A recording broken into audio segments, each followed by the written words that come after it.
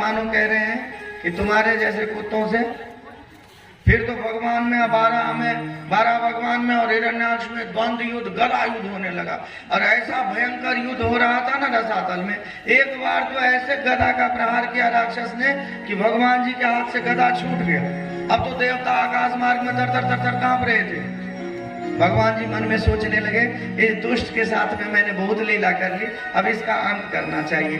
कि एक थप्पड़ जोर से कान में, करे न कर मूले न हन यथा त्राष्ट मरुपति। एक थप्पड़ जोर से कान में मारा, मुंह के बल गिर गया। 2-4-10 मिनट नहीं उठा ना। अब मन में देवता सब सोचने लगे, है भगवान इतना वीर है ये दुष्ट, एक थप्पड़ में तो मरा नहीं होगा। अगर हम सीधे कहे भगवान आपने अच्छा किया और ये जीवित होगा ना, तो भगवान जी से युद्ध छोड़ करके हमें कूटने आएगा। तो चोरी स्तुति कर रहे थे, अहो इमाम को लभेत संस्थिता। इसके जैसे संसार में कोई दूसरा भाग्यशाली नहीं होगा। भगवान मन में सोचने लगे, ये देवता मेरी स्तुति कर रहे हैं कि राक्षस की कर रहे हैं, उनको क्यों भाग्यशाली कह रहे हैं। लेकिन भगवान तो देवताओं का डर समझ गए ना। भगवान ने चरण का प्रहार किया, वो मुंह के बल पलट गया, पीठ के बल, तो देखा खून बगा हुआ। और जब गौर से देखा ना, श्वास बंद था। देवता समझ गए कि मर गया। तब भगवान की जय जयकार करने लगे, बोलिए 12 भगवान की। भगवान ने कहा, देवताओं एक बात बताइए, आपने इस दुष्ट को भाग्यशाली कैसे कहा। देवताओं ने कहा, हाँ महाराज ये भाग्यशाली है। कैसे है सुनिए। यम योगिनो योग समाधि नारो ध्यायन्ति लिंगासतो। योगी योग में समाधि लगा करके हजारों वर्ष तक बैठे रहते हैं। तो कभी कभी आपके चरण धूली उनको मिल भी जाए, तो कभी कभी नहीं भी। ये भाग्यशाली नहीं कि आपके हाथों से मृत्यु पाया, तो ये भाग्यशाली नहीं हुआ हमारा, जिन्होंने आप स्वयं ही से। तो देवता के तर्क से जब संतुष्ट हुए, तब 12 भगवान का स्पष्ट होकर के देवताओं ने स्तुति की और भगवान अंतर ध्यान हो गए। बोलिए 12 भगवान की। और 24 अवतार में से ये दूसरा अवतार, प्रथम अवतार है तो 4 पर एक ही है सनकादिक ऋषि, दूसरा यही 12 अवतार है। बोलिए 12 भगवान की।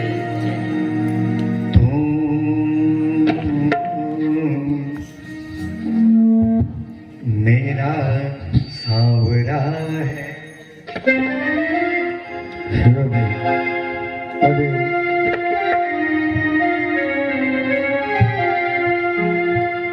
आइए सब मिलकर के भगवान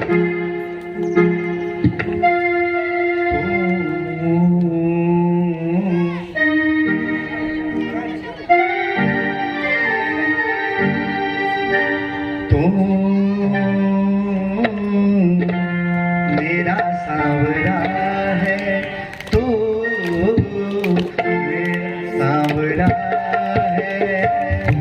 तेरे सामने तेरा दास खड़ा है, मेरा सावरा है, तू दयालु बड़ा है। मेरे सामने तेरा दास खड़ा है, तू मेरा सावरा है।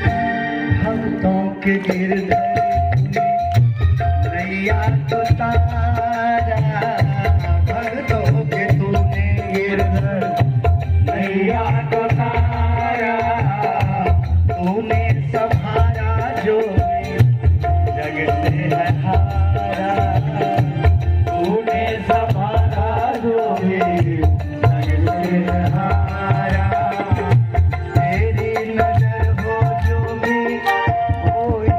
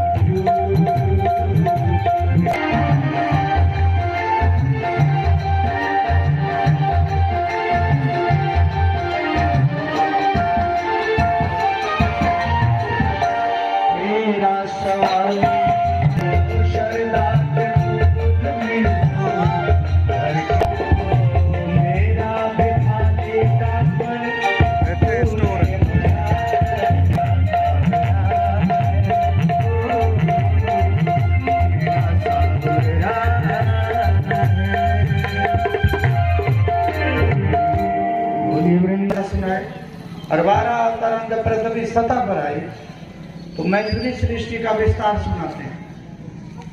5 संतान हुई मनु भगवान और शत्रुपा से हुआ, विवाह करके आए कर्दम ऋषि।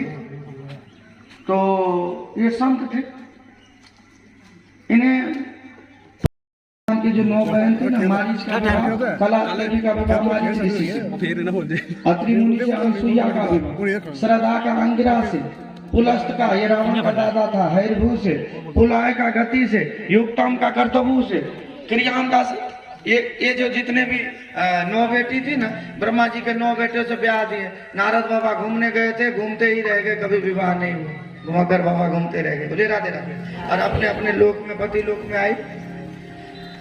अब देखिए, समय जितना बढ़िया अनुकूल हो, शास्त्र क्या शिक्षा देता है कि ब्राह्मण को आत्म कल्याण करने के लिए जितना अनुकूल समय हो, अरे जरूरी नहीं मुंह धक्का देगा, गाली देंगे तभी आप घर से छोड़ के मंदिर जाओगे, ये नहीं, जितना मर्जी अनुकूल समय हो, ब्राह्मण को, मैंने बताया ना, ब्राह्मण देह से छूट कामा से नहीं सके। शास्त्र कहता है ब्राह्मण का देह छूट कामों के लिए नहीं मिला है। अब कहिए तो कैसा अनुकूल माहौल है घर का। बेटा है तो भगवान है। अरे लोगों के बेटा राक्षस होता है तब भी घर छोड़ने को तैयार भी है, इनका बेटा भगवान था। बेटी अनसुईया जैसे पतिव्रता स्त्री हुई, पति काम कर्दम ऋषि थे, सास सौरा ब्रह्मा जी थे, सोचिए, सास ससुर, और इतने मतलब पिताजी, और इतने मतलब अनुकूल मौसम पे भी, अनुकूल रहते हुए सब कुछ भी कहा कि देवी मैं आत्म कल्याण के लिए जा रहा हूँ संन्यास लेकर के। तो शिक्षा मिलती है ब्राह्मणों को खास करके कि जैसे मर्जी हो, अंतिम जो चतुर्थ अवस्था है ना, वानप्रस्थ के बाद में आप घर छोड़ दीजिए, त्याग कर दीजिए, क्योंकि मोह तभी हटेगा, ऐसे नहीं मोह हट सकता। तो संन्यास लेकर के चले गए और कहा देवी ये जो आपका पुत्र है ना, ये आपका पुत्र भी और जगत का पिता भी है, तो आप आत्म कल्याण करने के लिए इनसे साक्ष्य शास्त्र का ज्ञान ले लेना, आपका भी कल्याण हो जाएगा, और जो कोई भी सुनेगा ना इस गान को, उन सबों का कल्याण होगा। एक बार देवहूति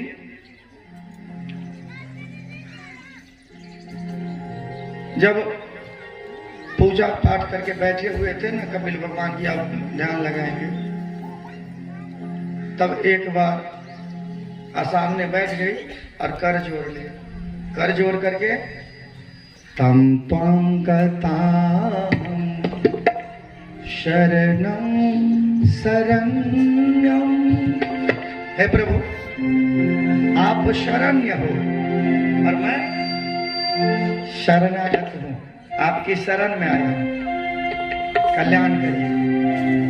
तम तम गताहं शरणं शरण्यं अभीत संसारतरो कुठारं जिज्ञासयाहं प्रकृते पुरुषस्य जिज्ञासयाहं प्रकृते पुरुषस्य नमामि सधर्मं विदां वरिष्ठं त्वं गताहं शरणं शरण्यम्।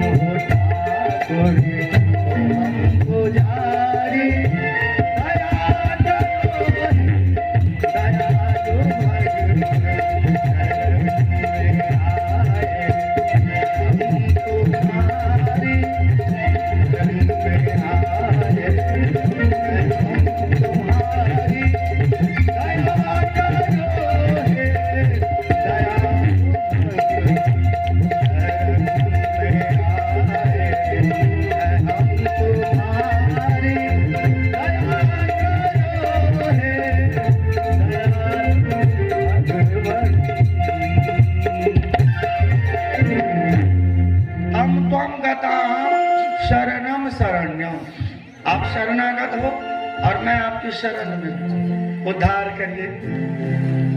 तो श्री भगवान वाचा अब क्या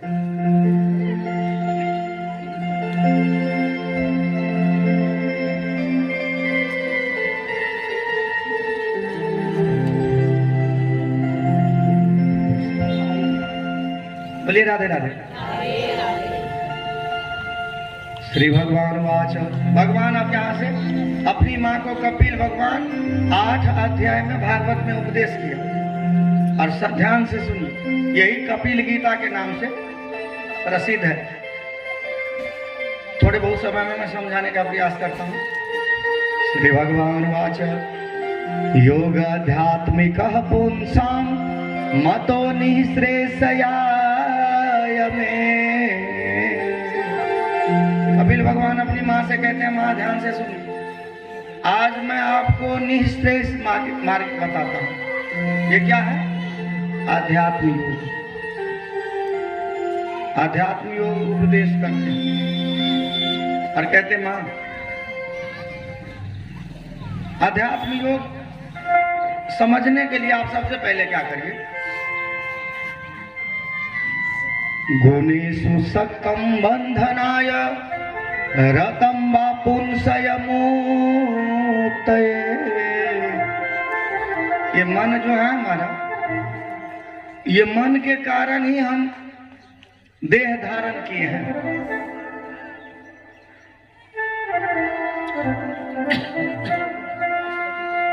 तो मन ही मुक्त करेगा।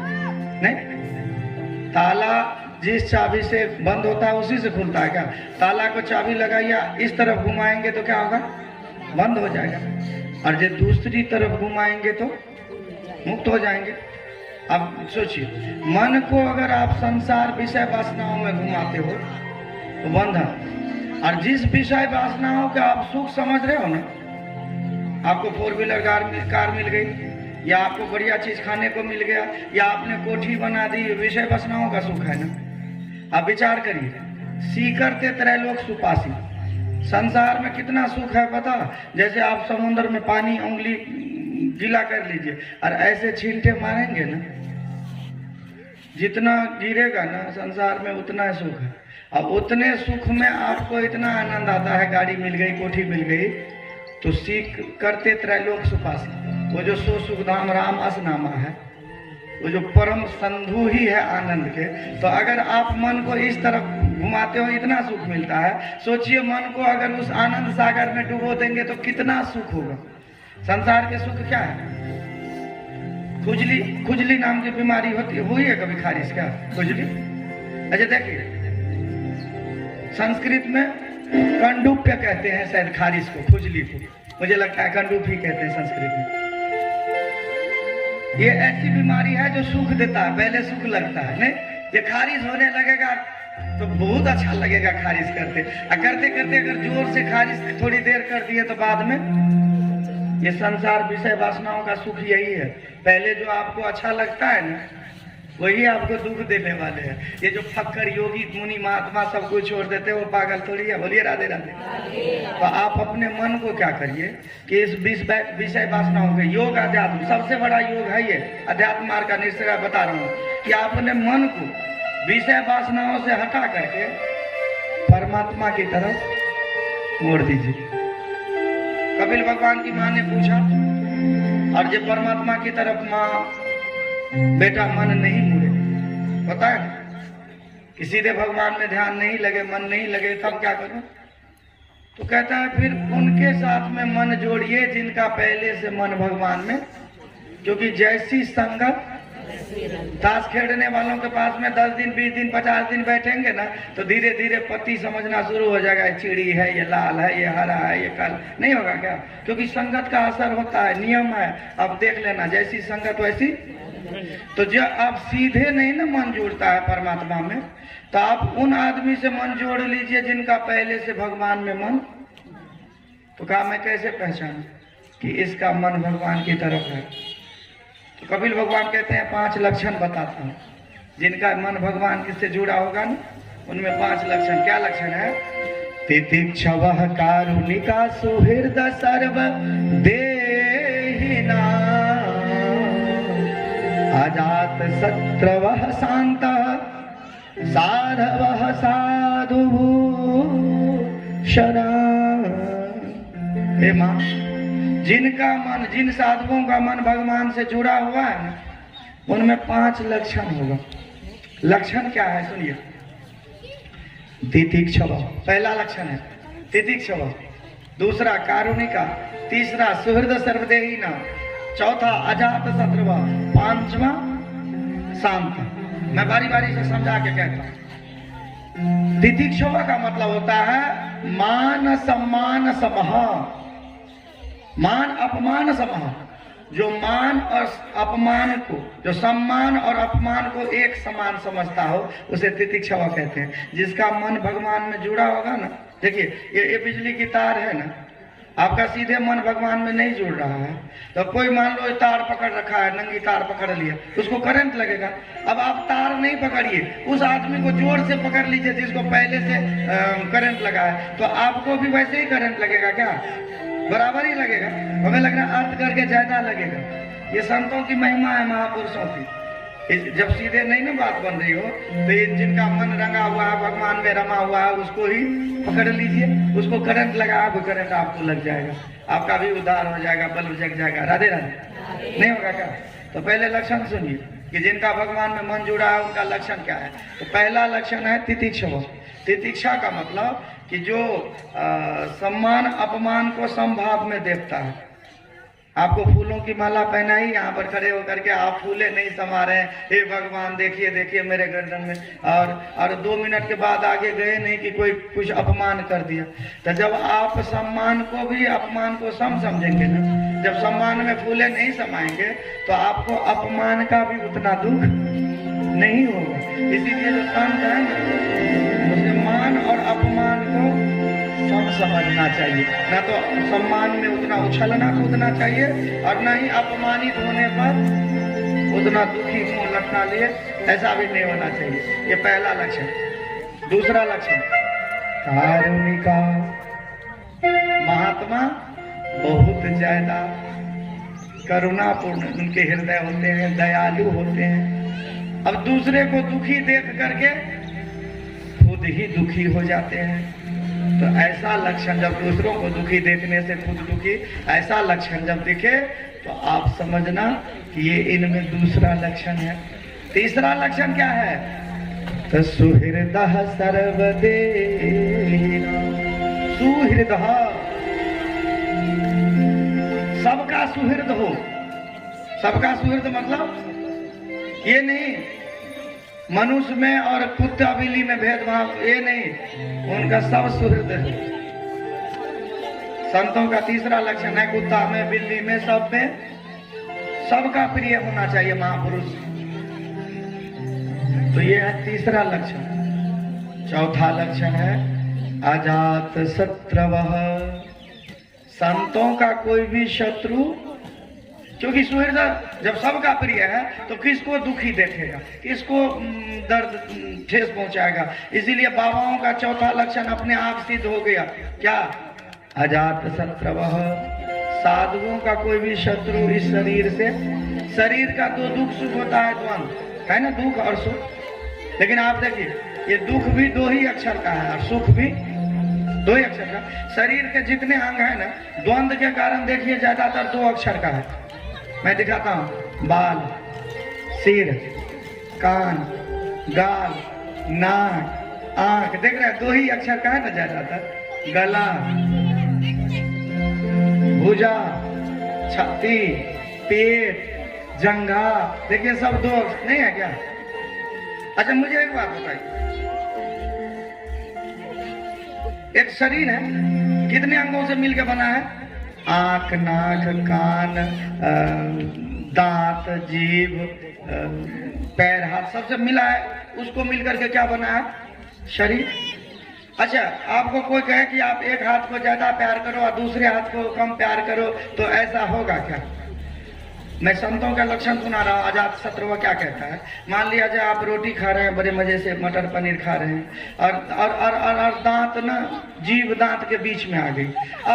नहीं करते हैं लोग। अब कोई आपको पूछा कि क्या हुआ, तो दांत के नीचे जीभ आ गई। अच्छा अब लोग आपको जितना मर्जी भड़का दे, देखो वो बेचारी कितना सज्जन है और चारों तरफ से 32 दुष्ट उसको घेरे हुआ है। और तो उन्होंने कहा कि ये नहीं, ये तो 50 बार ऐसे कुचल दिया है जीव को। कहा इसकी इतनी हिम्मत, बेचारी निर्दोष जीव को ऐसे करे, तो ऐसा करो डॉक्टर के पास जाओ, 32 की 32 फुटवा दो या तोड़वा दो। जितना मर्जी आपको पानी चढ़ाएगा लोग, चाहे पीठ थपथपाएगा, आप अपने दांत फुटवाओगे क्या? क्यों? क्योंकि जैसे जीभ कुचला गया और दर्द आपको हुआ ना, दांत भी टूटेगा तो दर्द भी अभी को होगा, नहीं होगा क्या? हाथ भी टूटेगा तो दर्द। इसी तरह से संत अजात शत्रुवः, महापुरुषों को कोई शत्रु क्यों नहीं होता? क्योंकि किसी को दर्द होगा तो अपने शरीर को ही होगा ना, असंतों का सर्वदेही ना। इसीलिए जिसका तार ये मन भगवान में जुड़ा होगा ना, उसका कोई शत्रु नहीं होगा। मैं ये नहीं कह रहा हूं कि वो किसी का शत्रु नहीं होगा, उसे तो कोई भी शत्रु बना सकता है, षड्यंत्र के तहत वो कहेंगे तो नहीं, लेकिन उनका कोई शत्रु। और अंतिम लक्षण शांत है। जो महापुरुष होंगे ना वो शांत होंगे। और विचार करके सुनिए, ये जो मैं बता रहा हूं ना,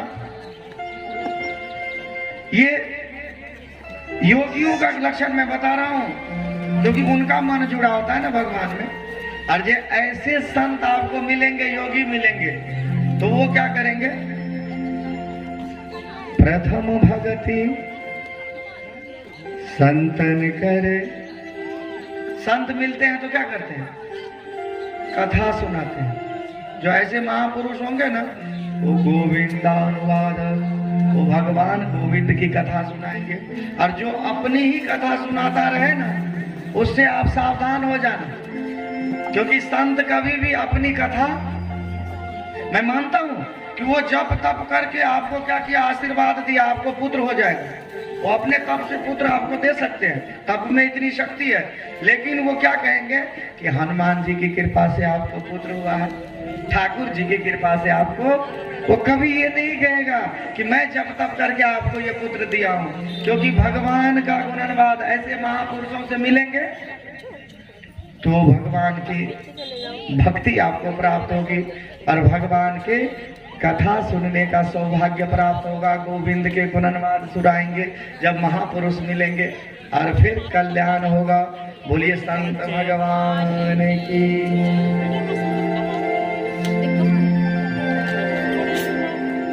ध्यान योग बताते हैं कि कैसे ध्यान करके आप मुक्त हो सकते हैं। जप शतम ध्यानम, जप से 100 गुना अधिक पावर ध्यान में है। इसीलिए 5 मिनट ही सही, लेकिन आपने मेडिटेशन जरूर करना चाहिए। कैसे करेंगे? कपिल भगवान कहते हैं क्या? संचितेत भगवद चरणारविंदम। सबसे पहले भगवान के चरणों का ध्यान करें। चरण कैसे है? कभी ध्यान किया क्या? ऊपरली वाला भाग ना श्याम वर्ण के, चाहे गोरा हो चाहे काला हो, नाखून हमेशा चिट्टा ही होता है, नहीं। और तलवे वाला भाग है ना, ये लाल रंग का होता है। त्रिवेणी गए थे इस बार कुंभ में? कोई गए हैं क्या कुंभ में? यहाँ गंगा जमुना सरस्वती का संगम है। मैं भी गया था 29 को, और क्या बताया आपको क्या था वहां पे। बोलिए राधे राधे।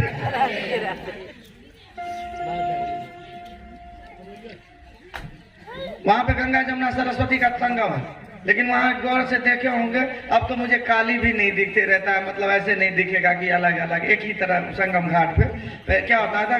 सरस्वती का रंग है लाल, ये गुप्त है, और जमुना जी की काली और चिट्टी वो दिखती थी। अभी धीरे धीरे देवी भागवत की कथा सुने होंगे ना, 5000 वर्ष के बाद में धीरे धीरे धीरे धीरे धीरे धीरे गंगा को साफ मिला है। वो देवी भागवत के कथा के अनुसार वो पृथ्वी लोक का त्याग करके चली जाएगी। बोलिए राधे राधे। और वो समय भी हो रहा है, और आप देखना धीरे धीरे ऐसे ही होगा, क्योंकि ग्लेशियर में बहुत पत्थर पिघल, सैलानियों अर्थ प्रधान युग है, जितने लोग टूरिस्ट जाएंगे तो गर्मी बढ़ेगी ना हरकत से, तो उतना बर्फ पिघलेगा, उतना बर्फ पिघलेगा तो ग्लेशियर कम होते जाएगा, तो धीरे धीरे नदियों की यही हाल। बोलिए राधे राधे।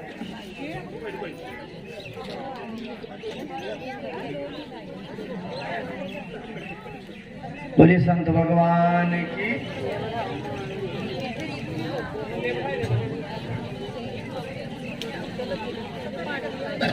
नहीं घर ऐसा करिए, नहीं कोई बात, बुजुर्ग है ना माता जी, और वो ना ये चेयर दूसरी है, एक होती है ना वो डंडे वाली, उस पर लोग थोड़ा सेफ होता है, वो 1-2 लेके रख लीजिए घर से।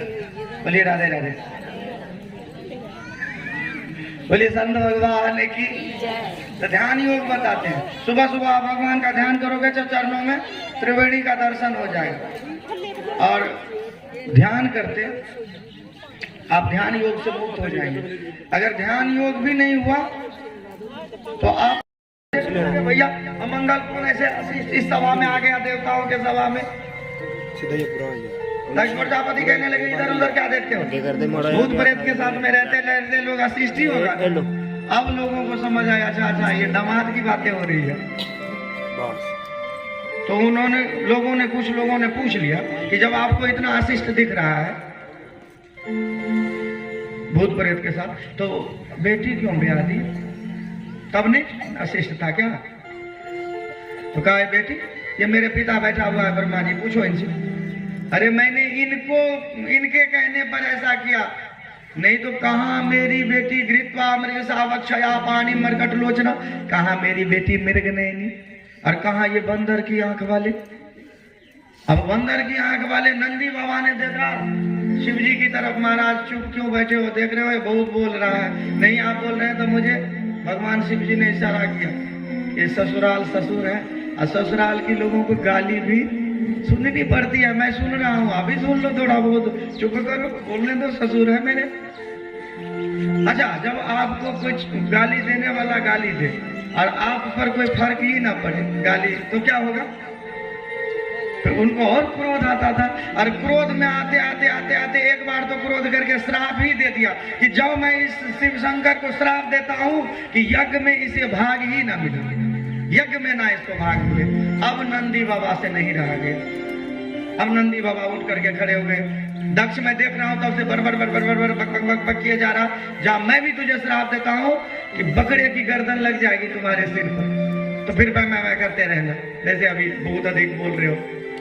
अब जब दक्ष ने को श्राप मिला कि भृगु ऋषि अपने ब्राह्मण वाली साइड से खड़े हो गए और बार बार दाढ़ी ऐसे करने लगे कि जो मैं भी श्राप देता हूँ, दाढ़ी ऐसे करके कहने लगे कि रुद्रगण पखंडी हो जाएंगे भूत प्रेत के साथ में ही। फिर तो रुद्रगण को नंदी बाबा को भी क्रोध आ गया, जो मैं भी श्राप देता हूँ सर्ववक्षादुजावृत वृत विद्या तपोव्रत, तुम्हारे जैसे चाटुकार ब्राह्मण भिखमंगे हो जाए, व्रत तप विद्या से दूर ही रहे।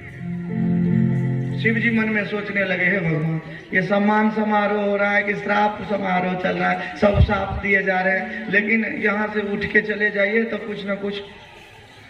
तो भगवान जी में उठ करके शिव जी चले गए, सभी रुद्रगण पीछे पीछे पीछे पीछे कहाँ? कैलाश पर मणिमय गए कभी। और भगवान शिव का पावन नाम है, जरूर जरूर ऐसे क्षेत्रों का आइए एक बार मन को देखो, अमरनाथ बीच जाके। अभी आपके ये तो आप पास में ही है दोनों, बोलिए शंकर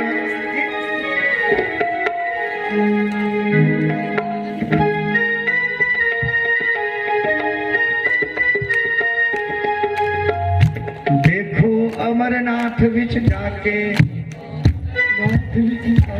देखो मणि महेशा जाके,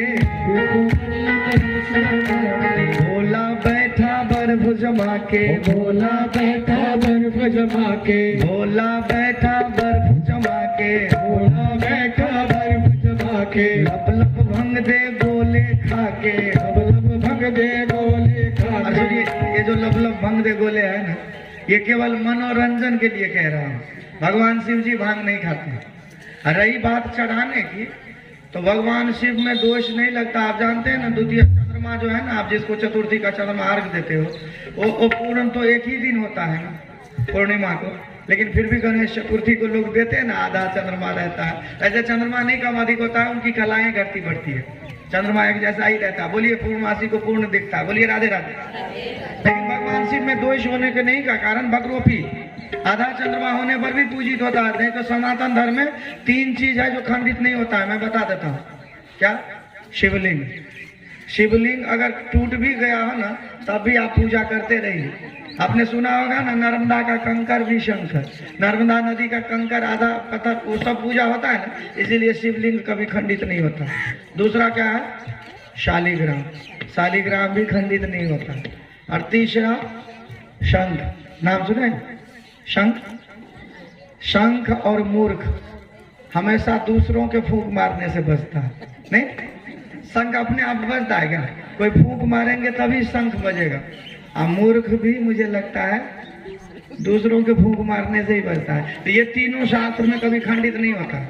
इसीलिए शिवलिंग टूटा फूटा भी हो तो आप पूजा करते रहिएगा। अगर नहीं रखना हो ना तो ब्राह्मणों से आप विसर्जन करा के रख सकते हैं, ये बात की नहीं कि नहीं रखें। लेकिन जब टूटा हो ना, ये नहीं कि टूट गया है खंडित है पूजा नहीं करेंगे, पूजा करते रहिए। शास्त्र ने इन तीनों को खंडित नहीं माना है। बोलिए शंकर भगवान की। दूसरी बात क्या है, शिव जी पर जल क्यों चढ़ाते हैं? क्योंकि आप देखते हैं पीठ ऊपर की ओर होता है और 90 डिग्री पर शिव जी ऐसे रहते हैं। शिवलिंग, लिंग का मतलब क्या है? लिंग का मतलब होता है प्रतीक, नहीं होता क्या? स्त्रीलिंग, पुल्लिंग, वैसे ही शिवलिंग। तो शिव का मतलब जो शिव का प्रतीक है, चिन्ह है, इसीलिए सबको पूजा करनी चाहिए। शिवलिंग में लिखा, शिव महापुराण में लिखा है, स्त्री, ब्राह्मण, क्षत्रिय, वैश्य, शूद्रो, स्त्री व प्रतिलोम। जब स्त्रियों को भी, यहाँ तक कि बहुत क्या कहें, यत्न पूर्वक स्त्रियों को भी भगवान शिवलिंग की लिंगार्चने, शिव के लिंग का अर्चन करनी चाहिए, पूजा करनी चाहिए। बड़े बड़े सतियों ने, देवियों ने पूजा किया है भगवान शिवलिंग की। तो मुझे नहीं लगता कि नहीं करते। जल क्यों चढ़ाते हैं? आपको लगता है क्या कि उन्होंने भांग पिए, नशा लगा, तो नशा की वजह से अगर जल चढ़ाते तो मैं मान गया। लेकिन वो घड़ा में क्यों पानी छोड़ देते हैं थोड़ा थोड़ा गिरने के लिए? इसका कारण देखिए, शिवलिंग जो है ना 90 डिग्री पे है। 90 डिग्री पे कोई भी ऐसे करके बैठेगा ना, उसमें एनर्जी बहुत प्रकट होती है। आप इस बार देखे थे जब गर्मी थी ना मई जून में, तो दिल्ली में टेम्परेचर 50 के पार चला गया था और 72 पे जाकर ना ये ट्रांसफार्मर क्रश कर जाता, क्योंकि ये उसके बाद में नहीं, हमारा शरीर ही है, आग में सूट देगा तो जल जाएगा ना। क्योंकि ये एक नियम है कि आप कितने डिग्री तक ये आपका टेम्परेचर शरीर सह सकता है। तो उन्होंने क्या किया, पानी के फुहारे रख लिए पास में कि अगर अब गर्मी बढ़ेगी ना तो बर्फ वाला पानी सूटेंगे ट्रांसफार्मर पे, नहीं तो सारी वित्ती गोल हो जाती थी। तो शिवलिंग पे जल चढ़ाने का क्या मतलब है कि शिव जी में बहुत ज्यादा एनर्जी एक्टिव होती है। तो हम इसीलिए जल चढ़ाते हैं कि थोड़ा भगवान शिव को। और एक न एक दिन लोगों ने आपको शिव मंदिर में ले जाना है। कहाँ? राम नाम सत्य है, गए हैं क्या? वहाँ कौन से भगवान का मंदिर है? तो जरूरी कंधे पे ही जाना है क्या? अपने पैर पे तुर के नहीं जाना जो शिव जी इतना बढ़िया दिए है। तो कभी कभी अरे भांग भूंग के चक्कर में नहीं रहिए, सरदाई सुरदाई के ऐसे भगवान शिव की पूजा करिए, सेवा करिए, ध्यान करिए सात्विक विधि से। नशा को मैं बढ़ावा नहीं दे रहा हूँ, क्योंकि आगे ही देख रहे हैं ना नशा कहाँ से कहाँ पहुँचा दिया है। बोलिए राधे राधे। इसीलिए विरोध होना चाहिए। तो शिवलिंग जरूरी नहीं सरदाई बनाएंगे तभी शिवरात्रि में भोलेनाथ प्रसन्न होंगे। आप पूजा करते हो ना चतुर्पहर की, उससे भी बहुत प्रसन्न होते होंगे। व्रत रखते हैं, उससे भी बहुत प्रसन्न होते होंगे, नहीं होते क्या? तो लब लब भंग दे बोले, ये मतलब मैं मतलब आपको हंसने के लिए, आप सोचिए laughing is a good exercise, उसी मनोरंजन के लिए कह रहा हूँ। लब लब भंग दे गोले खा के धुनी तपती जाती है, नाम तेरे दी मस्ती घोड़िया चढ़ती जाती है, ओ नाम तेरे दी मस्ती घोड़िया चढ़ती जाती है। देखो अमरनाथ विच जाके, देखो अमरनाथ विच जाके, देखो मणि महेशा जाके, देखो मणि महेशा जाके, सोना बैठा बर्फ जमा के, सोना बैठा बर्फ जमा के, अब लब भंग दे गोले खा के, लब लब भंग दे गोले खा के, धोनी तपती जाती है, नाम तेरे दी मस्ती घोड़िया चढ़ती जाती है, नाम तेरे दी मस्ती घोड़िया चढ़ती जाती है।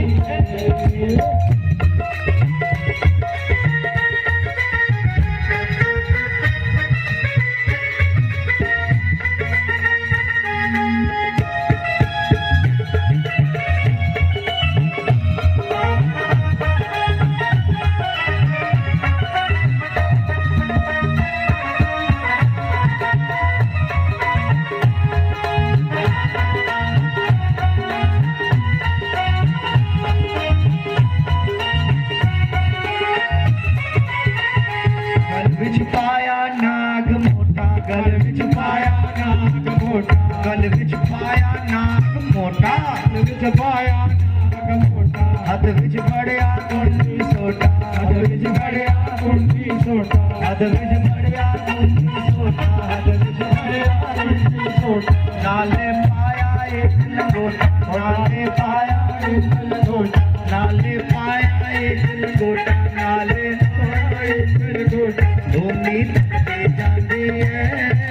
नाम तेरे दी मस्ती गोरियां चढ़दी जाती है, नाम तेरे दी मस्ती गोरियां चढ़दी जाती है।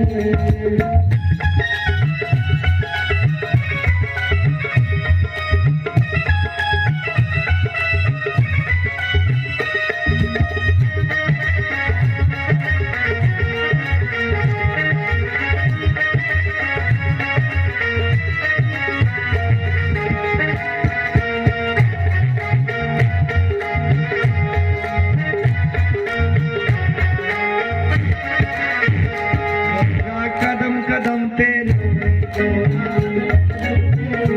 गोरा कदम तेरे गोरा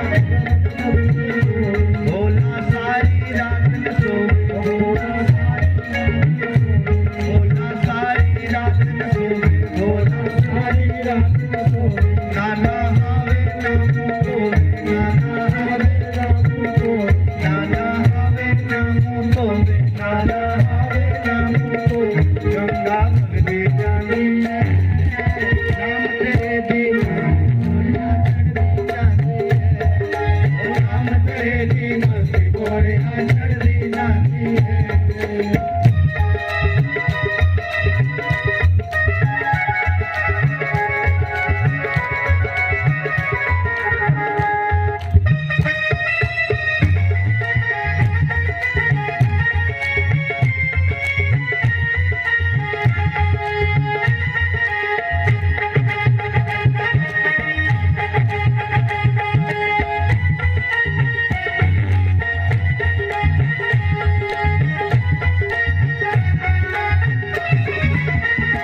जेड़ा ल्यावे अख धतूरा, जेड़ा ल्यावे अख धतूरा, जेड़ा ल्यावे अख धतूरा, जेड़ा ल्यावे अख धतूरा, उसदा होवे मनोरथ पूरा, उसदा होवे मनोरथ पूरा, सबदा होवे मनोरथ पूरा, सबदा होवे मनोरथ पूरा, झोली भरदी जाती है, नाम तेरे दी मस्ती गोरियां चढ़दी जाती है, नाम तेरे दी मस्ती गोरियां चढ़दी जाती है।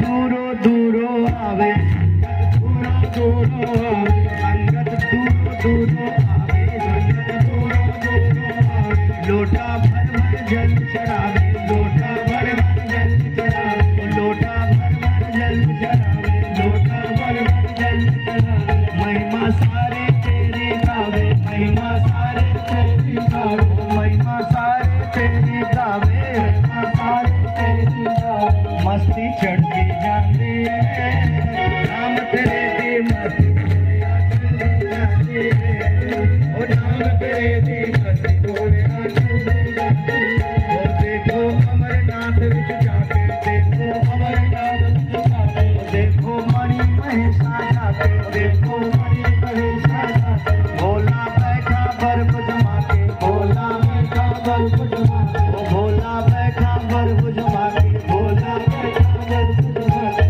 लब बंदे गोले खा, लब लब बंदे गोले खा, लब लब बंदे गोले खा, लब लब बंदे गोले खा, धोनी अपनी जानी है, नाम तेरे दी मस्ती गोरियां चढ़दी जाती है, ओ नाम तेरे दी मस्ती गोरियां चढ़दी जाती है, ओ नाम तेरे दी मस्ती गोरियां चढ़दी जाती है, ओ नाम तेरे दी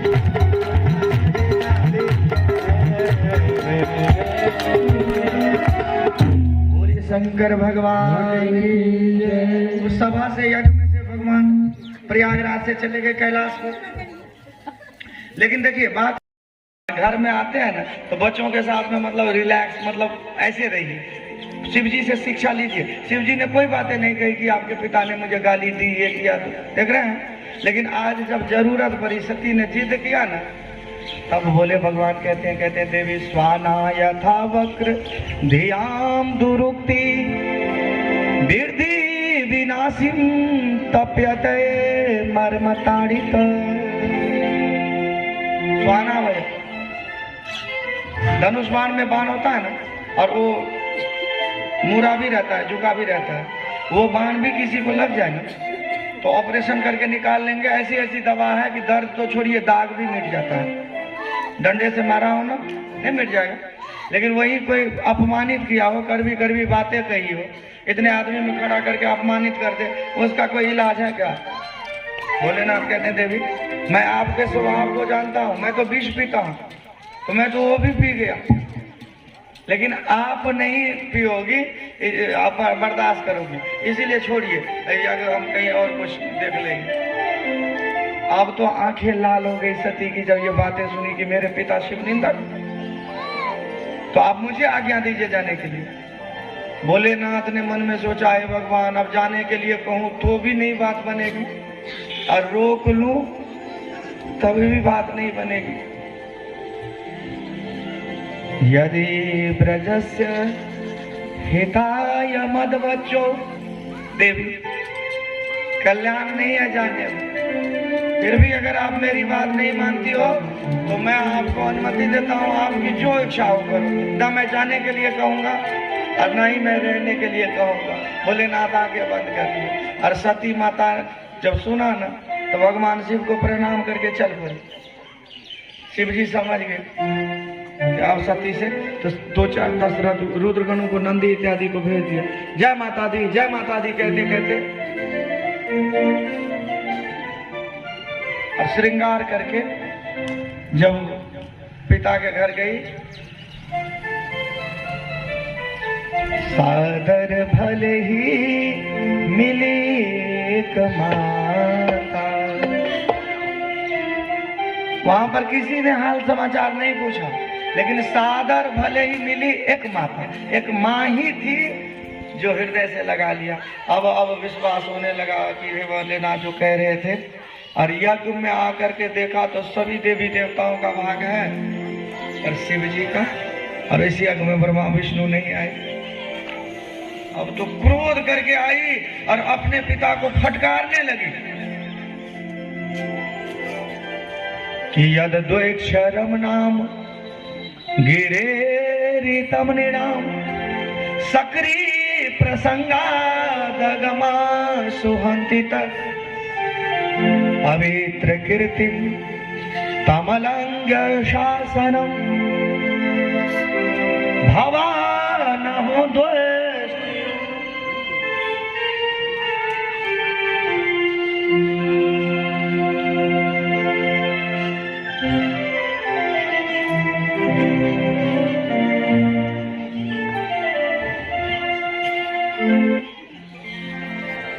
है तो 2 अक्षर का नाम।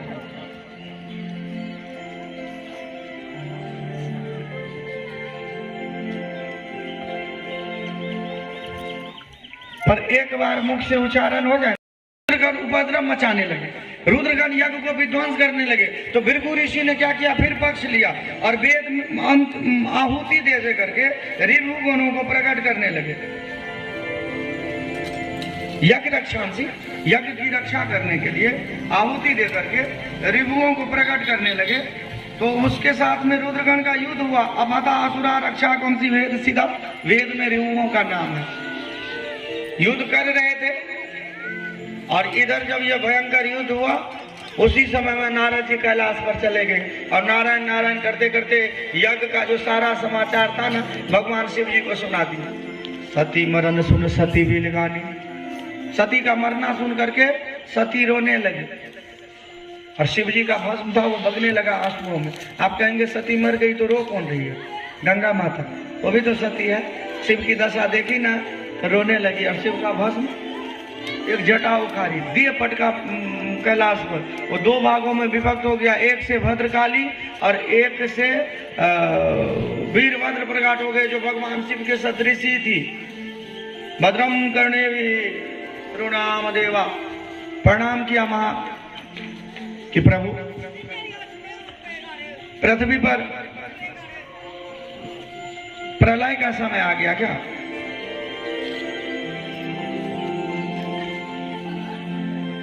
कहा नहीं, दक्ष यज्ञ से आप केवल दक्ष के यज्ञ में जाइए और वहां पर जिसने भी मेरा अपमान किया हो या सती का, उसको आप फल दीजिए, यज्ञ का प्रसाद दीजिए। अब तो भूत प्रेत की टोली देवताओं ने अचानक देखा चारों तरफ बादल काले काले, हे भगवान ये कैसा उपद्रव है? और कहा बादल क्या, उधर देखो आंधी कैसे, क्योंकि भूत प्रेत आंधी स्वरूप होता है, अनेक भूत प्रेत जब आंधी रूप में, और देवता सब भागने लगे कि चारों तरफ से घेर लिया। भृगु भवंद मणि नाम वीरभद्र प्रजापति चंडी सपूखनम देवम भगम नंदीश्वरो गृह। चारों तरफ से देवताओं को आदेश दिया, घेर लो, कोई भी देवता भागने न पाए। अब क्या किया कि भृगु ऋषि को घेर लिया। भवन वीरभद्र जी प्रजापति भाग रहे थे ना, घेर लिया। और चंडी माता पूखन देवता को, तो भग देवता को नंदी बाबा घेर लिया। ऐसे कैसे भागते हो? यज्ञ में आए हो, पहले यज्ञ का प्रसाद तो लो। अब आए हैं यज्ञ में प्रसाद मिलता है ना, ऐसे कैसे देवता, सब प्रसाद लो, यज्ञ में आए हो तो। अब प्रसाद देना शुरू किए, भग देवता के अंके फोड़ दी, पुष्पन देवता के दांत तोड़ दिए, भृगु ऋषि की दाढ़ी उखाड़ के कुंड में फेंक दिए, और दक्ष प्रजापति को दे पटका जमीन पर, गर्दन तोड़ा मरोड़ा और गर्दन तोड़ करके कुंड में फेंक दिया। हाहाकार मच गया चारों तरफ, गिरी कंदराओं में जान बचा बचा करके देवता सब जब भाग गए और कोई नहीं बचा, तो हर हर महादेव करते करते सब कैलाश पर भगवान शिव के पास में आए। और भगवान शिव के पास में इधर आए, उधर देखा कि थोड़े माहौल शांत हुआ, तो गिरी कंदराओं में जो छुपे थे बाहर आए और हिम्मत करके ब्रह्मलोक में आए। पितामह ब्रह्मा जी कहने लगे, ठीक हुआ, भाग लेने तुम गए थे, प्रसाद किसको मिलना था? हम ब्रह्मा विष्णु महेश नहीं गए थे, तुम्हें खाने की बहुत बड़ी थी तो खा करके आए। अब क्या करें? कहता संसार कैसे चलेगा, प्रजापति मारा गया। तो सबको विष्णु भगवान के पास में आए, और विष्णु भगवान ने कहा कि आप लोग सब कैलाश पर शिव जी के पास जाइए। क्यों? क्योंकि भोलेनाथ बहुत देर तक क्रोध याद नहीं रखते हैं। क्षणे रुष्टा क्षणे तुष्टा रुष्टा तुष्टा, अकड़ तो असल में मूर्ते की पहचान है। तो नीमा होके चल के निमियानु बोले राधे राधे। भोलेनाथ से कहा कि देख रहे हैं, देखिए भृगु ऋषि की बार बार आदत थी दाढ़ी पकड़ के, कई बाबा होते हैं ना, देखिए ऐसे ऐसे करते रहेंगे, आदत होती है। तो भृगु ऋषि की भी आदत थी, लेकिन अब हाथ तो जाए पर इतनी दूर दाढ़ी नहीं होती थी, उखाड़ के फेंक दिया। तो कहा देख रहे हो इन बाबाओं को कितनी शर्म आ रही है, तो चलिए यज्ञ में स्वस्थ करिए। कहा क्यों जाऊं, देवताओं ने मुझे श्राप नहीं दिया है क्या? दक्ष प्रजापति ने यज्ञ में भाग नहीं मिलेगा, तो मैं क्यों जाऊं? तो देवताओं ने कहा एस्ते रुद्र भागस्तु, आज के बाद जो यज्ञ में सामग्री बचेगी ना, वो सामग्री पे भगवान शिव का अधिकार होगा। तो भगवान शिव आए, भृगु ऋषि को बकरे की दाढ़ी लगा दी। भग देवता को जिसकी आंखें फूट गई थी कहा मित्र के दृष्टि से देखना, और जिसके दांत टूट गए थे उसको कहा कि सत्तू घोल करके पीना, और नरम नरम चीज सख्त नहीं पचेगा। दक्ष प्रजापति को बकरे की गर्दन लगा दी, एक नहीं दो गर्दन ट्रांसप्लांट हुई है शिव जी के सानिध्य में। एक गणेश भगवान देखे ना हाथी का, और दूसरा ये दक्ष प्रजापति। अभी तो लोग केवल किडनी करते हैं थोड़े थोड़े, हमारे देखिए शास्त्रों में शिव की कृपा से बकरे की गर्दन लगी, अहंकार दूर हो गया। भगवान को कहते हैं भयानुग्रह, आप अनुग्रह किए जो हमें दंड दिए। उसी समय में उस सभा में भगवान नारायण प्रकट हो गए। बकरे की गर्दन थी ना, स्तुति तो संस्कृत में कर रहा था, लेकिन वो बम बम बम बम नहीं, तब से बम बम भोले नहीं कहते, बोलिए बम बम भोलेनाथ हंसने लगे। तो लोगों को लगता है कि ऐसा कहेंगे ना तो शिव जी खुश हो जाएंगे। तब से भोले का भक्त जो भोले का होले, भोले भी उसका, बोलिए बम बम। हाँ, देख रहे हैं, बोलिए शंकर भगवान की। तो उसी सभा में भगवान नारायण प्रकट हो गए तो दक्ष प्रजापति ने स्तुति की, ऋषिगणों ने, सदस्यों ने, भृगु ने, रुद्र ने और बाद में ब्राह्मणों ने भी बड़ी सुंदर स्तुति की। ब्राह्मण भगवान को कहते हैं, नारायण भगवान को, त्वं क्रतुस्त्वं हविस्त्वं हुताशय त्वं हि त्वं सदस्यास्तुजो दंपति देवता अग्निहोत्रं स्वादोमाजं त्वं पुराणा रसायं नासुकरो दृष्टया पद्मनिवारेन्द्रो यथा अस्तुमानो नन्दलीलया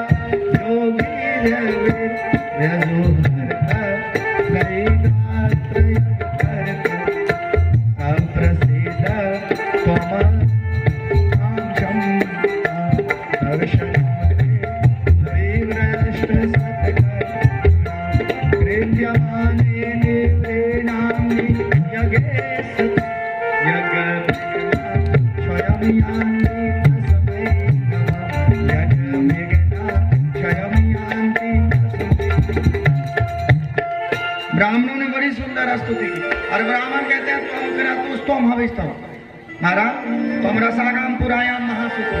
जब आप रसातल में गए थे सुअर का रूप लेकर के, और पहले जब कहते थे ना हमारी कथा में कि वहां बहुत पानी था तो लोग मजाक उड़ाते थे कि पृथ्वी तल के नीचे पानी नहीं है।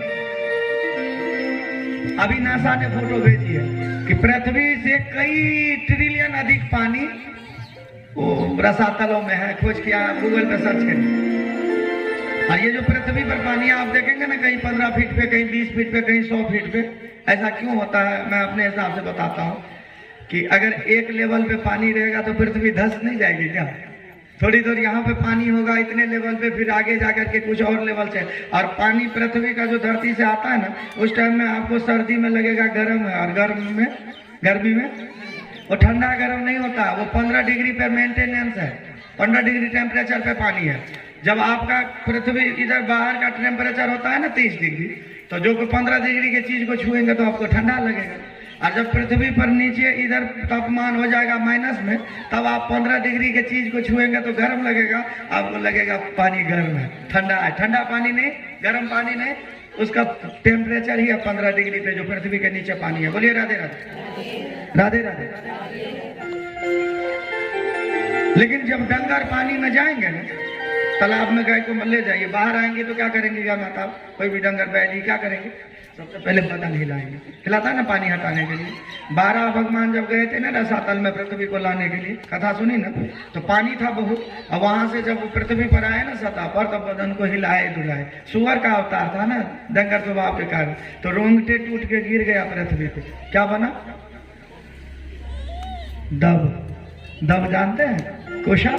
ये 12 भगवान के रोंगटे हैं। आप खुद ही सोचिए, ग्रहण लगता है ना, ग्रहण, तो ग्रहण लग जाए तब भी लोग क्या करेंगे? थोड़ा अचार में पा देंगे, फुल्का में रख देंगे, दूध दही में रख देंगे। क्यों? क्योंकि दब को ग्रहण तक नहीं लगता है। ये दब साक्षात भगवान नारायण के रोंगटे हैं, तो जरूर जरूर थोड़ा बहुत घर में रखा करिए। बोलिए राधे राधे। और सबको आशीर्वाद दे करके भगवान जब चले गए, तो मैं संक्षेप में सुनाता हूं, क्योंकि अभी अभी शिवरात्रि गई है, तो 2 शब्द ही संक्षेप में। भोलेनाथ के विवाह का प्रसंग भागवत में तो यही था कि वही सती माता, आपके बगल के राज्य में, यहाँ का राजा का नाम भी हिमांचल और राज्य का नाम भी, पर्वत की पुत्री थी ना, तो लोग पार्वती कहते हैं। जब जन्म लिया तो त्वचा काला, तो लोग सहेली सब काली नहीं बोलते बुढ़िया, तो नाम काली हो गई। जब एक बार शिव जी ने कहा कि आप तो काली हो, तो काली त्वचा का त्याग करके गोरी चिट्टी बन गई, तो लोग गौरी माता कहने लगे। उमा उधर ना जा, नाम पड़ा उमा। अन्नपूर्णा की सिद्धि हुई, नाम पड़ा अन्नपूर्णा। दुर्गम, जिसका दुर्गम का मतलब बहुत कठिन होता है, मतलब दुर्गम नाम के राक्षस का वध भगवती ने किया था। और दुर्गम का जगत के जेते हनुमान जी भी यही है। तो इसीलिए माता का नाम दुर्गा पड़ा। शताक्षी, जब अकाल पड़ गया था देवी भागवत में 100 आंखों से रोने लगी थी और पानी ही पानी हो गया। ये माता बहुत दयालु है, दया करने वाली है, सभी भक्तों पर दया करती है। वो भगवती पार्वती के रूप में। तो आइए माता के चरणों में, जोता वाली है माँ, जोता बीच बसती है। भगवती के चरणों में जयकारा शेरा वाली माता जी का बोल साचे। माता की शंकराचार्य कहते हैं सप्तती में, स्वपाको जलपाको भवती मधुपाको पमगिरा निरातंको रंको विहरति चिरकोट कम का तवा परने करने विशति मनुवरने फल मिदम ग्रह को जानीते जननी जपनियम जब विदो। स्व मतलब होता है थोड़ा। है भगवती, कोई आपके नाम को जप रहा है और कोई रास्ते से व्यक्ति जा रहा है, अगर उस रास्ते के जाने वाले व्यक्ति के कान में एक अक्षर, स्व मतलब एक अक्षर भी पड़ गया ना, तो वो गूंगा होगा तो अमृत में भाषा बोलने लगेगा। दरिद्र होगा तो करोड़ों स्वर्ण मुद्रा के मालिक बन जाएगा।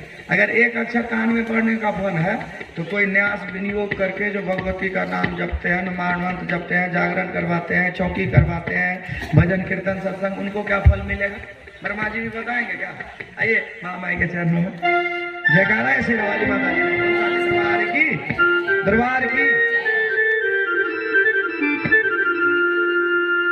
जोता वाली माँ जोता विच बसदी है, सच जोत विचो दिसे मुख तेरा, तेरा माँ जोता वाली माँ जोता विच बसदी है, जोता वाली माँ जोता विच बसदी है, सच जोत विचो दिसे मुख तेरा, तेरा माँ जोता वाली माँ जोता विच बसदी है।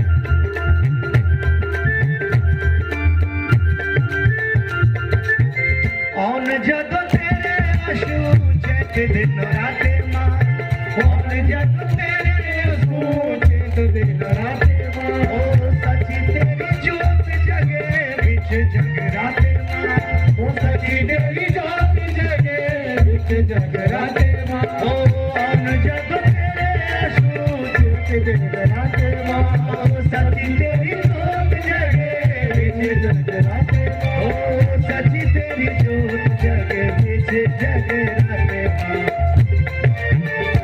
खेड़ा कंजर गाना खेड़ खेड़ हंसती है, खेड़ा कंजर गाना खेड़ खेड़ हंसती है, दो पाए भगता घर तेरा, तेरा जोता वाली माँ जोता विच बसती है, जोता वाली माँ जोता विच बसती है।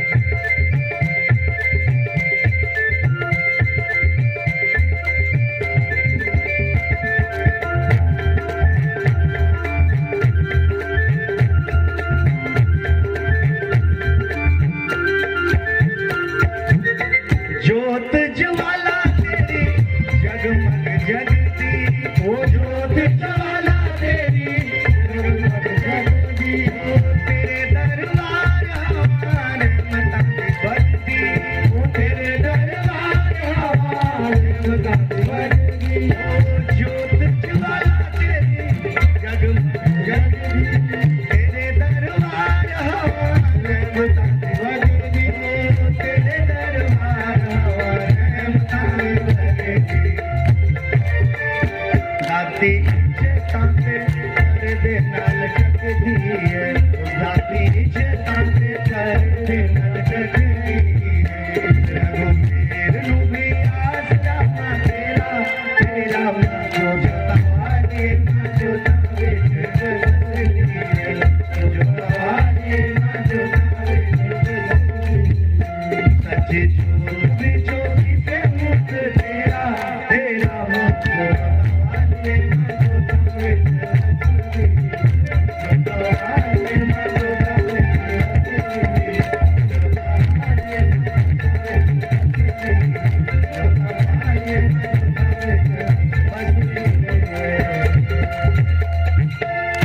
जयकारा है शेरा वाली माता जी का बोल साचे वही भगवती हिमाचल राज्य में प्रगटी और जब तब करके भोलेनाथ को पति के रूप में रिझा ली, लेकिन शिव जी भी लीला करने में बड़े कौतुक की।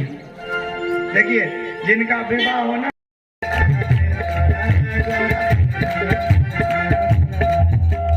हाथी दिन चढ़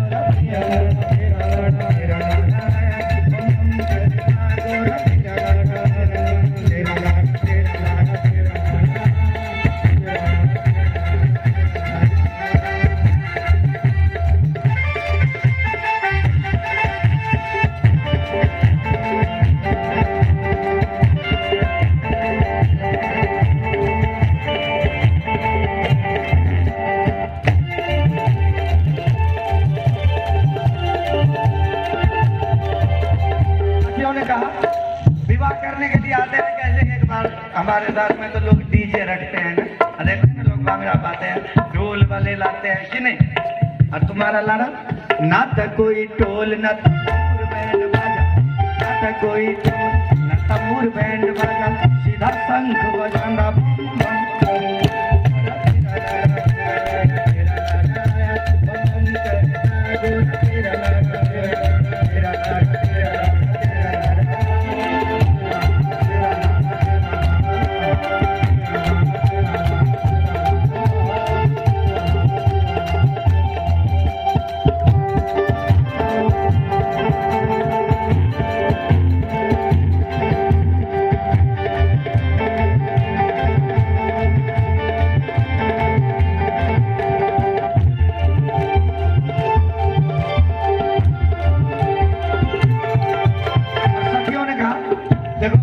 तो मॉडर्न युग है, देख ही रहे हैं। सुंदर बनने के लिए कोई ब्यूटी पार्लर में जाती है, कोई बिको टर्मरिक फेयर लवली। और मैं आपको एक बात बता दूं, फेयर लवली कंपनी पे ये हिंदुस्तान लीवर लिमिटेड पे ना केस कर दिया साउथ अफ्रीकन वालों ने, क्योंकि वहाँ ज्यादा लोग काले होते हैं। तो कहा जो चीटे गोरे हैं वही लोग हैं क्या। केस किया था, पनिश किया इस कंपनी को, और इसने फेयर लवली अपना नाम चेंज किया, अब ग्लो एंड लवली रखा है, देखिएगा। तो कोई सुंदर बनने के लिए बिको टर्मरिक क्रीम लगाते हैं, तो कोई ग्लो एंड वैसे काला गोरा। ये तो देखिए रंग तो दो ही ना संसार में। और ये बात नहीं है कि काला सुंदर नहीं, भगवान ही काला है, नहीं है क्या। बोलिए राधे राधे। तो नाम तो कोई सुंदर बनने के लिए फेयर लवली, बिको टर्मरिक, कई ब्यूटी पार्लर में। और तुम्हारा लाना ना तो कोई पाउडर ना क्रीम है लगावे, ना तो कोई क्रीम है लगावे, सीधा भस्म रमांदा बम।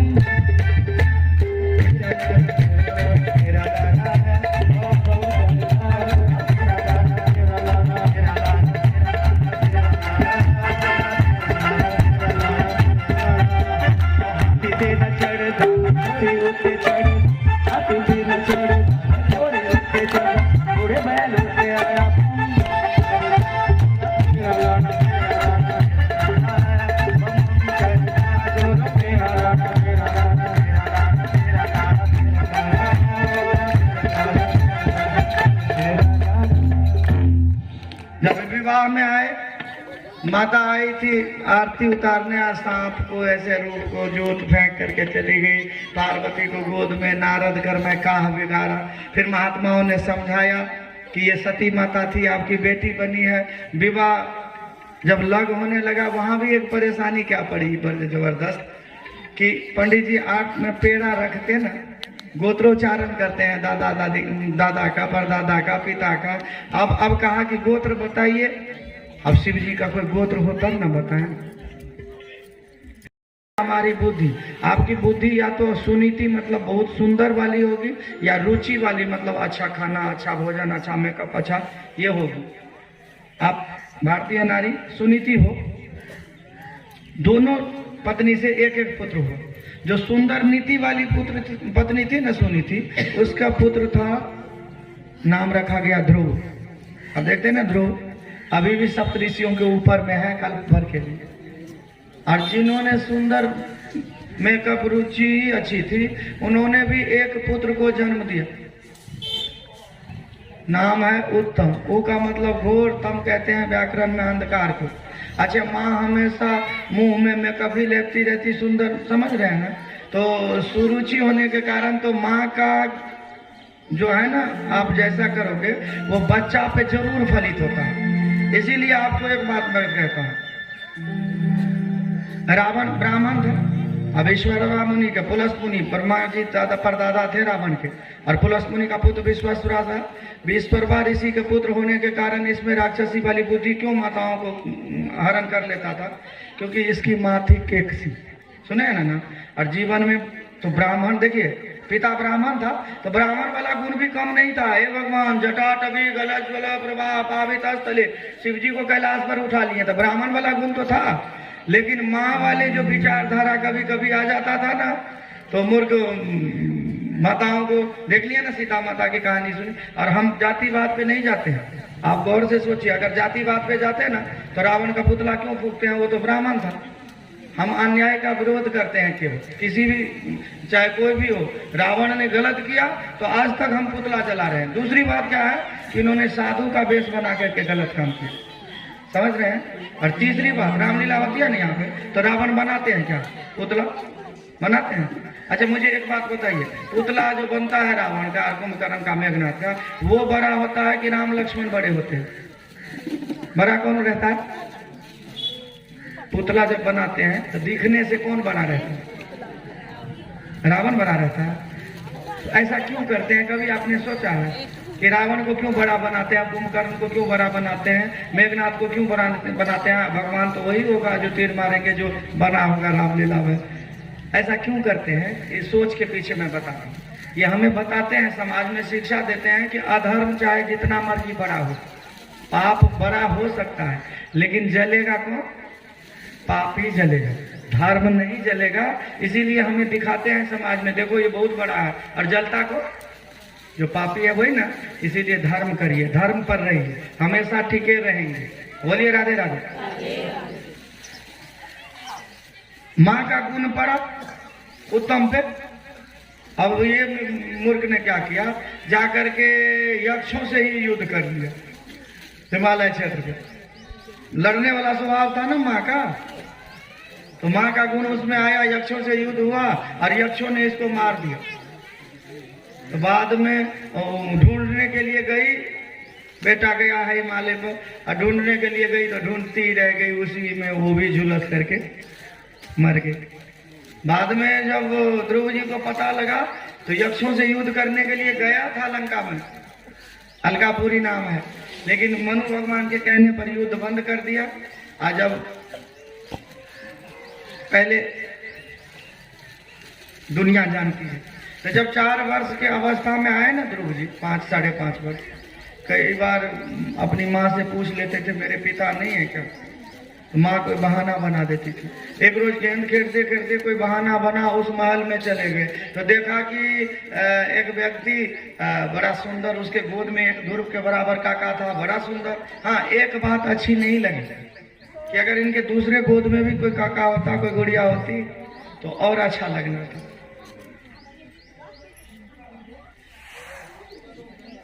मंत्रियों ने कहा यही आपके पिताजी हैं। तो दौड़ करके आया और पुत्र मोह में, पिता तो इनका भी था ना, तो ध्रुव को उठा लिया गोद में।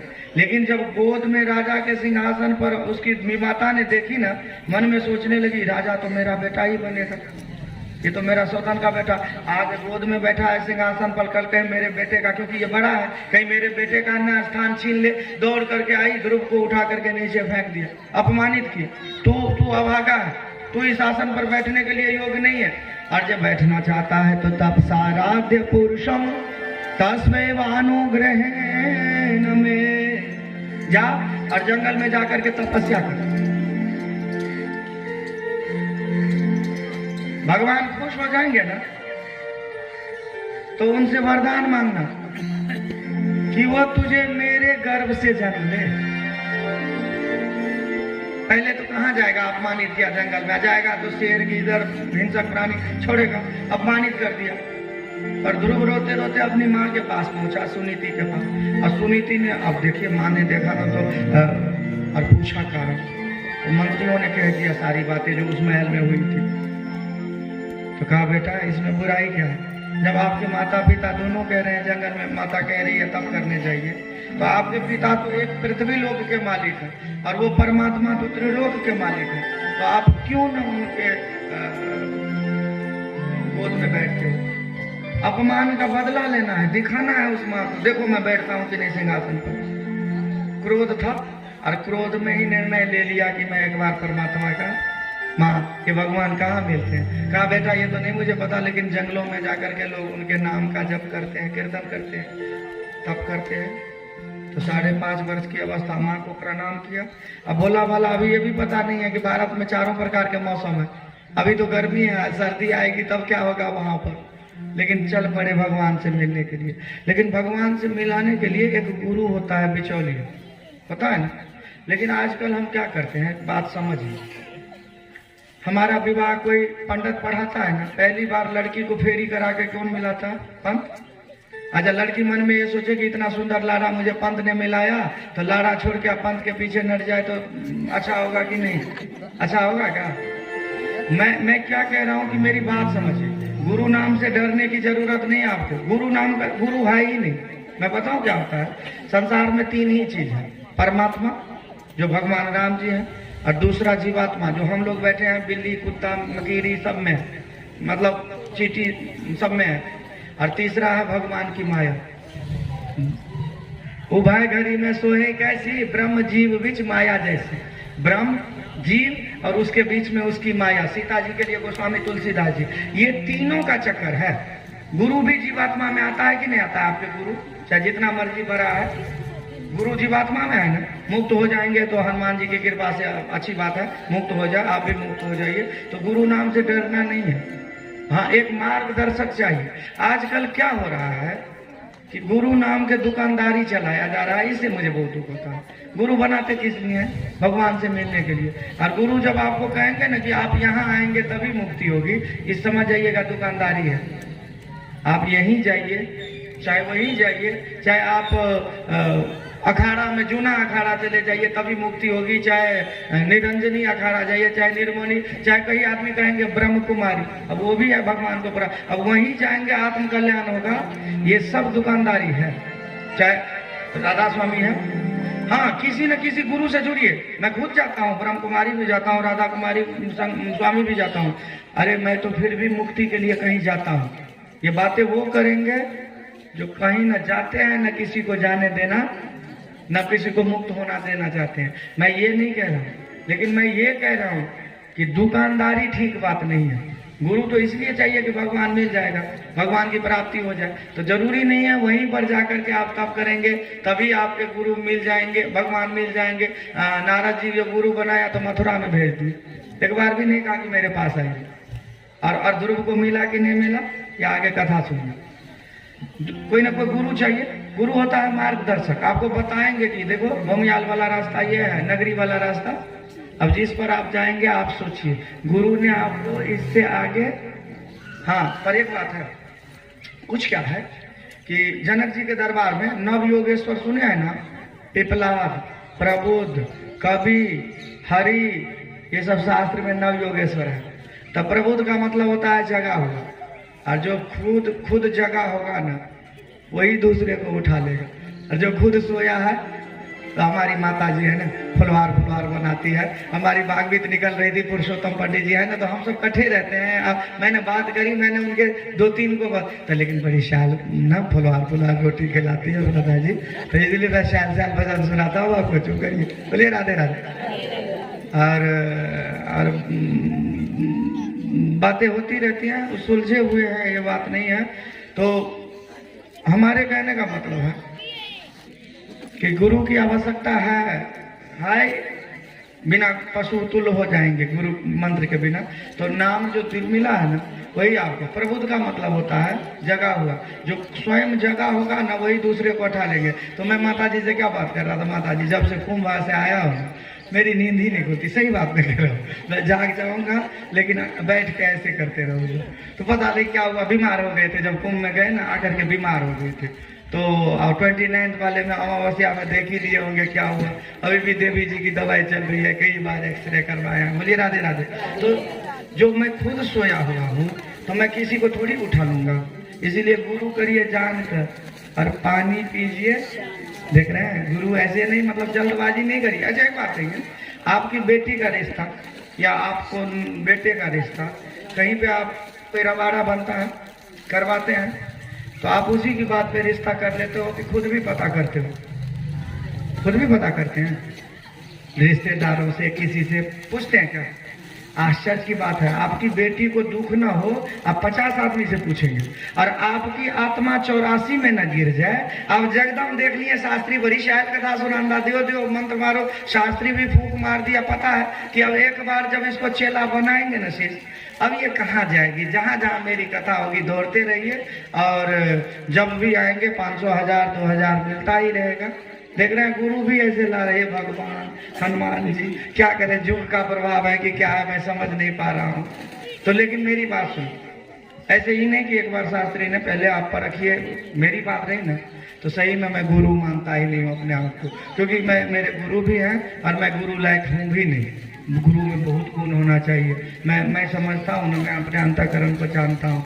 अगर कोई खुद पार होगा ना, तब किसी को पार कर सकता है। अब मैं जब खुद ही विश्वास नहीं है, मैं सच ही कह रहा हूँ, मैं खुद कन्फर्म नहीं हूँ। मैं गृहस्थ हूँ, पत्नी है, बच्चे हैं, कभी झूठ बोलना पड़ता है, कभी कुछ होता है, गृहस्थी चलाना है ना।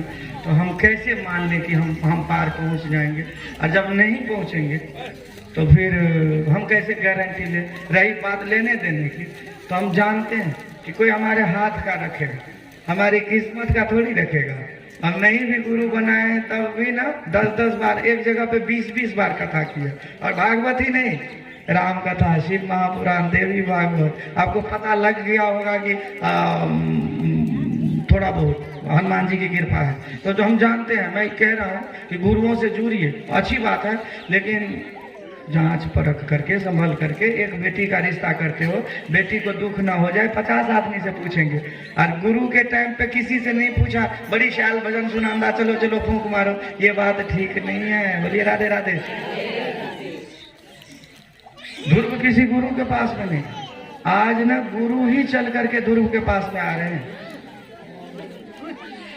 नारद जी, नारायण नारायण नारायण नारायण, श्रीमन नारायण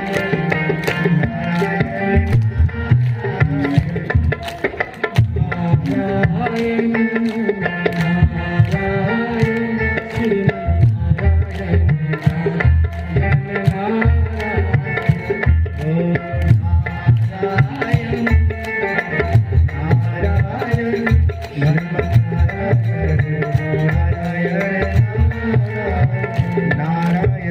नारायण। करते करते जा रहे थे आकाश मार्ग से, और जब ध्रुव को देखा ना जंगल में जाते हुए, तब चक्कर में पड़ गए। अहो तेज क्षत्रियाणाम मान भंगम अमृष्यता। इस क्षत्रिय बालक का तेज तो देखो कितना तेजस्वी है। जरूर राजपूतों का बालक लग रहा है, लेकिन इतना तेजस्वी है, जंगल में क्यों जा रहा है? कि आंख बंद करके समझ गया, अच्छा अच्छा इसकी विमाता ने बातें कही है। चले आए नारद जी। और जब नारद जी आए ना तो पूछ लिया, बेटा कहाँ जा रहे हो? कहा भगवान से मिलने। अच्छी बात है, आप कम से कम एक बार ईमानदारी से कहिए, कभी आपको इस बात मतलब फील हुआ है कि एक बार भगवान का दर्शन करते? ईमानदारी से मन में सोचिए, कभी छटपटाए हैं दर्शन के लिए क्या? अभी भगवान में देर है कि हम में देर है, ये आप खुद सोचिए। आप गाते रहते हो ना कि कौन कहते हैं भगवान आते नहीं, हम बेलनी के जैसे। तो हम जब बुलाए ही नहीं आप तो भगवान आएंगे कहाँ से? अच्छी सोच है ना ध्रुव की। लेकिन नारद जी कहते हैं बेटा रुको, आप भगवान का भजन करने के लिए जा रहे हो तो कभी भी कर सकते हो, अभी आप बालक हो 5.5 वर्ष का, और जंगल में फांके रहना पड़ेगा, सर्दी गर्मी भूख प्यास। बेटा आज से पहले आपको भगवान को मिलने की बातें नहीं थी मन में, क्यों? बहुत शोर हो रहा है उधर बच्चों में ना, बिस्किट की वजह से हो रहा होगा।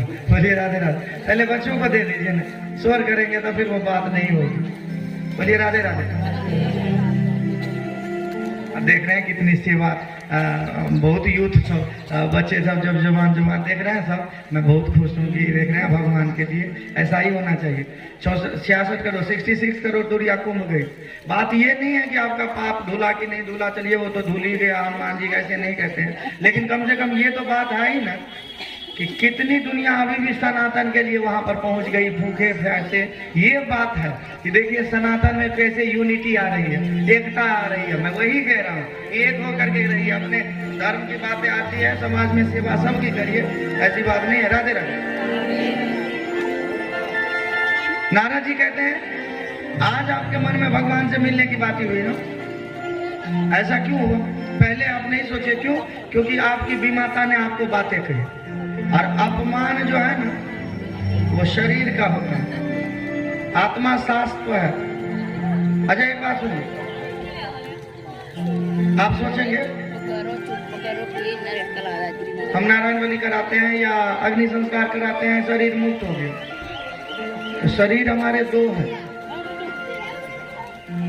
छोटे छोटे बच्चे बहुत शोर कर रहे हैं, प्लीज। शरीर दो है, एक है स्थूल शरीर जो आप बैठे हो, और दूसरा है सूक्ष्म शरीर। स्थूल शरीर यहीं पे रह जाता है, और वो जो सूक्ष्म शरीर है ना उसी को यम के दूत लेकर के जाते हैं। ये शरीर तो मुक्त हो जाता है जब आग लगाएंगे, अग्नि अग्नि में चला जाएगा, पृथ्वी पृथ्वी में चला जाएगा, आकाश आकाश में, वायु हवा हवा में, और जल जल को पहुंचाने के लिए लोग हरिद्वार में जाएंगे राख लेके। तो शरीर तो ये ना मुक्त होगा, लेकिन वो जो सूक्ष्म शरीर था दंड तो उसको मिलता है ना यम के, उसके लिए लोग नारायण बलि गया जी या भागवत इत्यादि पितरों का जो होता है ना करते हैं। नारद जी ने कहा ये जो आपको अपने माँ ने कहा है ये शरीर का अपमान है बेटा, और संत जो है ना वो देह अभिमान में नहीं रहते हैं। अरे देह क्या आज है, कोई और देह मिलेगा परसों, और देह कितने देर आपका साथ देगा। जिस चावल को बना करके खाते हैं 2 दिन नहीं खाएंगे बना हुआ चावल खराब होता है ना, उसी चावल पर ये शरीर टिका है। आपको क्या लग रहा है अमर है क्या? 2 दिन बाद चावल खराब हो जाता है, उसी चावल पर शरीर टिका है, फिर भी मुंह नहीं हट रहा है क्या? बोलिए राधे राधे। तो ये जो अपमान है ये शरीर का है, और संत देहाभिमान में नहीं पड़ते हैं, देहाभिमान में नहीं पड़ते हैं, इसीलिए आप इनको भूल जाओ। नारद जी से ध्रुव ने कहा महाराज ज्ञान आपका बहुत है, बढ़िया है, उच्च कोटि है, लेकिन मुझे एक बात बताइए, और आप लोग भी बताइए, अगर सुनते हैं तो बताइए, आटा छानने वाले को क्या कहते हैं? छाननी। उस छाननी को लेकर के कोई अपनी गाय दूध चोने के लिए जाए तो छाननी में आधा पौना लीटर दूध चो के घर ले आएंगे? नहीं आएंगे। दूध क्यों नहीं आएंगे? क्योंकि पात्र ठीक नहीं होगा ना। गाय का दूध अमृत होता है ना, अमृत भी नहीं टिकेगा। क्यों? क्योंकि अगर भांडे बर्तन ना अच्छे नहीं होंगे तो अमृत भी। तो ये जो ज्ञान है ना ये ज्ञान अमृत है, लेकिन जब तक भांडे अच्छे नहीं होंगे ना तो बड़े बड़े योगी इस बात को नहीं समझ पाएंगे। तो नारद जी को कहा कि हम तो 5 वर्ष के बच्चा हैं, 5.5 वर्ष के, जब इस बात को बड़े बड़े योगी नहीं समझ पाएंगे कि ये देह का अभिमान है, तो हम 5 वर्ष के बच्चे समझ जाएंगे? ज्ञान बहुत अच्छा था, लेकिन मुझ में टिका नहीं, वही छननी की तरह। अब आप ऐसा करिए, भगवान से मिलने के बारे में कुछ जानते हैं क्या? मैं जंगल जा रहा हूँ उन्हीं को ढूंढने के लिए, कहाँ मिलेंगे, कैसे मिलेंगे, ये बताइए।